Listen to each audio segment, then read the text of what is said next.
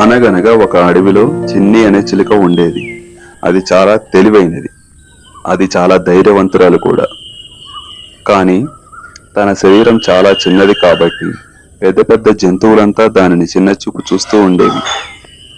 అనుకోకుండా ఒకరోజు అడవిలో పెద్ద అగ్ని అంటుకుంది. అంతా భయపడి పరుగు తీశారు.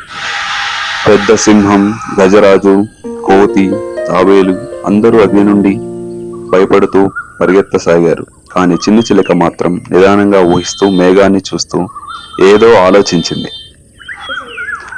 తర్వాత అది దగ్గరలో ఉన్న సరస్సు దగ్గరికి వెళ్ళి తన చిన్ని నోట్లో నీరు తాగేసి తిరిగి వచ్చి అగ్నిపై చిన్ని చిన్ని నీటి చినుకులు వదులుతూ ఉండింది. ఇలా ప్రతిసారి చేసింది. ఇది చూసిన ఎలుక అడిగింది, ఏమిటి చిలుక, నీటితో అగ్నిని ఆర్పగలవా? అందుకు చిన్ని నవ్వుతూ చెప్పింది, నేను నా శక్తికి అనుగుణంగానే ప్రయత్నిస్తున్నాను. మనం చిన్నవాళ్ళమేనని మన బాధ్యతలు మర్చిపోకూడదు. ఈ మాటలు విని అందరూ ఆశ్చర్యపోయారు.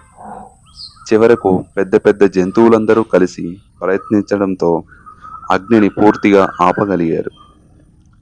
ఆ రోజు నుండి అందరూ చిన్ని చిలుకను గౌరవించసాగారు. అలాగే అన్ని జంతువులు సంతోషంగా కలిసిమెలిసి ఉండగలిగాయి.